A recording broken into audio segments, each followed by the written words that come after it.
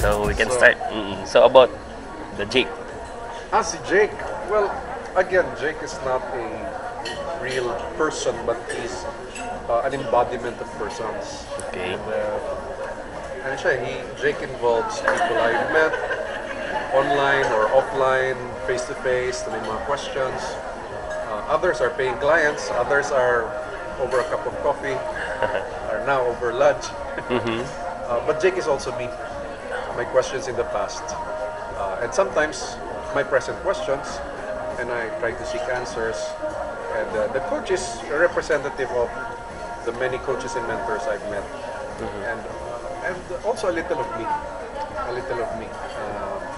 siguro through life na I dared, I succeeded, I failed, I succeeded again, and I failed.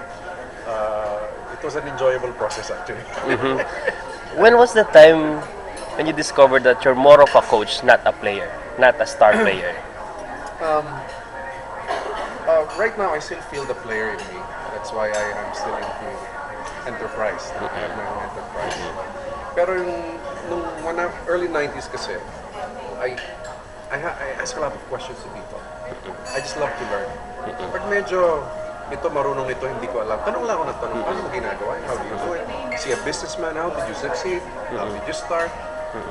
I see somebody good in his family. How did you start your family? What are your tips? I mean, I keep asking questions. Then after a while, I accumulated so many.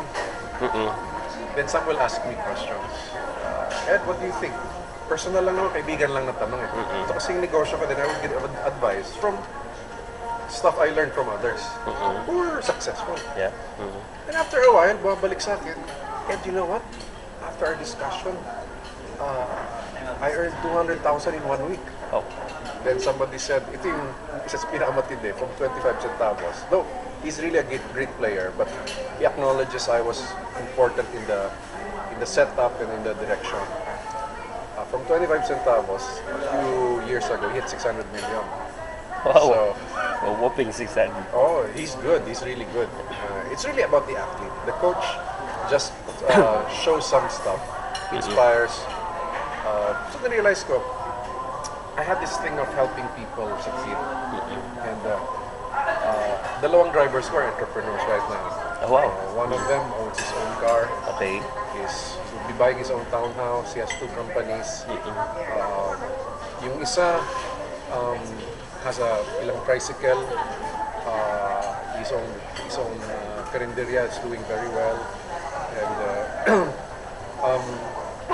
so I realized whether it's somebody a professional or not, some have that gift to bring out the best in another person. Then I heard a coach from Australia. Something, Ed, you know what? You're actually a coach. Though you're engaged in business and you're having fun, but you're actually a coach. So why not make that your business? So okay, then I ventured into that. Slowly got into it. I think it was easy because I was doing it for free for a long time, and there was a track record. All these people will vouch for me, and I think that's how it evolved. Of course, I had to re-strengthen myself on the business concept frameworks. I had to read, like I said, 2,000 books actually. Oh, really? Nung tinanong mo ako, alam ko more than 1,000. Nung kinumpit ko ulit, pati yung sa probinsya, 2,000 na pala. Grabe.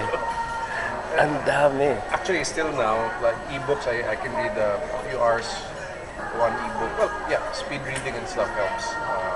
But it's really the love for getting into the mind of the author. So, it's just you get to nakikilala mo yung tao with what's in his mind. So, and usually a book is a good you can't meet the author, they're very far. At least the book, you get into his mind. So, those things help. And sa speaking naman, since 93 kasi, sa college, I was really a speaker. UP Los Baños. Bible study kami doon, became one of the largest homes there.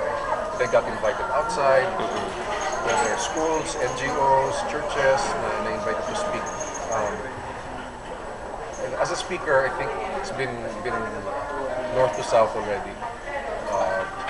So I have that non-profit side.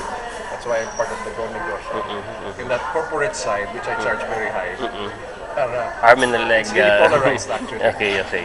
But I usually try to divide. Anong sabihin ko dito, iniiba ko talaga so that they don't feel shortchanged yung mga nagbabayad. But yung sa baba naman na free, students, so she cannot pay, no, I still make sure it's quality. And I also don't give that necessarily to the corporate. But they can attend the non-profit. Yeah, little bit of me. And then, when was the time, that moment that you discovered you're an entrepreneur? Oh, I think I was in my father's farm in Bicol. I was rereading the Bible from Genesis to Revelation. But there was one impact there na I was asking the Lord, what do I lack? I was looking for a character, parang character build-up. Baka anong kulang ko sa character. But when I reread the Bible, I was directed to certain areas like Isaiah 58, true fasting, which is let the oppressed go free. And also for family, the good man will leave an inheritance to his children's children. So it's also not just the oppressed, but also my family. So I thought, how can I? Ang impact sa akin nung personal retreat is, I only care about, spiritual things, about my character of others, but I'm not concerned about the poor. And so from there I started, donating, giving, but I still believe in that. However, pag hindi mo turuan, kahit anong bigay mo, nawawala lang. Okay. Minsan nabababoy pa. So I decided I have to help others learn how to fish, not just fish. Just to give fish. Yeah. Mas matagal yung impact. That's why I believe in social entrepreneurship, addressing a social need, but still making a profit for yourself. Yeah. Huwag mo kalimutan sarili mo at pamilya mo. So, entrepreneurship came siguro something like mid-90s yun, mid-90s. But in terms of, as a child, yung parents ko kasi nasa sales eh. So, sanay magbenta. But as you grow, you learn more about business, and there's some things I don't use anymore as a selling technique. Like I don't like hard sell anymore. I really don't like hard sell. I'd rather attract them than chase them. Yeah. Permission marketing type, something like that. It's permission marketing. Or ang concept kasi ng marketing is attracting. Yeah, also marketing is like a beautiful woman. Beautify yourself. Use your qualities to let a guy chase you. That's marketing. Sales is a guy pursuing a woman. Ang kulit niya. So, kaya minsan iniiwasan niya siya, sobrang kulit niya. Minsan nakaka-jackpot siya. He gets the woman he likes. But it's oftentimes offensive. Okay. So, I'd rather be marketing, decide how to magnetize rather than pursue. So, the same way with my concept in business, I stopped chasing the cash. I said, how can the cash chase me? So I asked that question, how can the cash chase me instead of me chasing the cash? So I've been answering that question for me and for my clients in different contexts.